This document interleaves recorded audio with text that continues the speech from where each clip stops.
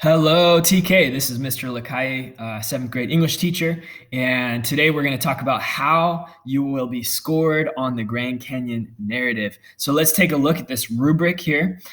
There's three categories. There's the purpose organization, there's the development elaboration, and the conventions. And you can see on the left is the total or possible score you can receive. So for those first two categories, purpose, organization, and development elaboration, you can receive up to 4 points. And then for the conventions section, you can receive up to 2 points. So if you total them together, let's say you get a 4 for these two sections here, 4 is 8, plus 2 for conventions, you can receive a total score of 10 to get an A+ paper. So let's talk about what do you have to do to get that perfect score? How do we reach that A+ paper? First of all, for the purpose and organization, you want your purpose and organization to have a clear, consistent plot. Okay, so again, plot is storyline, right? So you want your plot, your storyline to make sense, to be clear.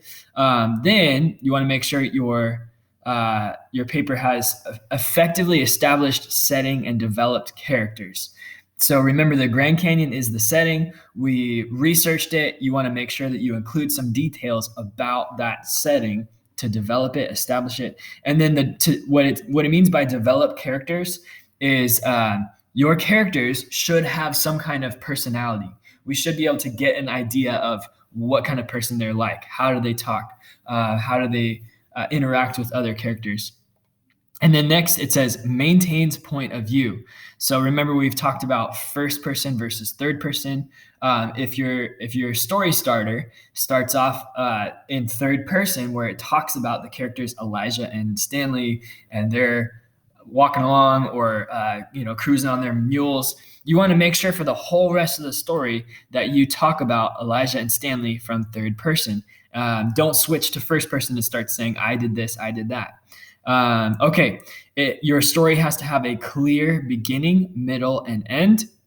It has to use transition words and starts and finishes strong. Okay, so when it says starts and finishes strong, that means that it has to be interesting throughout the whole story. It has to have a good amount of detail and dialogue throughout the whole story.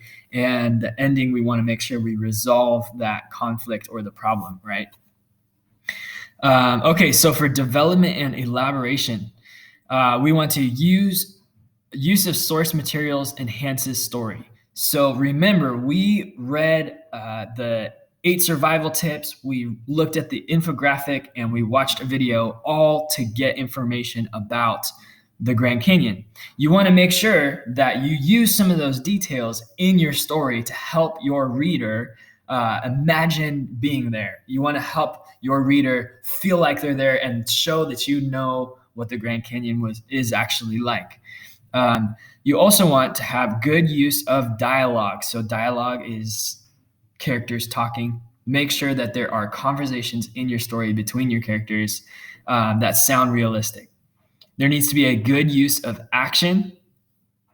There needs to be a good use of descriptive and figurative language. So remember, that's things like using sensory details where you describe what can be seen or heard. That's also things like, maybe you want to use some similes or metaphors to use some figurative language. So that's how we get a 4 on those two sections. For the conventions section, this is kind of like grammar. To get a 2 out of 2, a perfect score, we want to have adequate use of correct sentence formation, punctuation, capitalization, grammar usage, and spelling. So a couple things on that note. When it says punctuation, that means, periods, commas. Make sure all of your periods, commas, and quotation marks, all those things are in the right place. You don't want to have run-on sentences where you have a whole paragraph with no periods. You also want to make sure that wherever there's dialogue or talking between characters, that you use quotation marks. That's all part of punctuation. You also want to make sure you capitalize names, beginnings of sentences, and wherever you have the word or the word I, that needs to be capitalized. Okay. As in I, spelled as in the letter I, not E-Y-E. So whenever your character is speaking, I did this, I did that, capitalize that I. Make sure your grammar's good and your spelling's good. A quick way to check for that is if there's a spelling error, let's say I spell a word wrong, like spelling instead of spelling, it will show up as this red squiggly underneath it. That's telling me I made a spelling error. If I right click, you can change it just by selecting the correct spelling there, and it'll change it for you.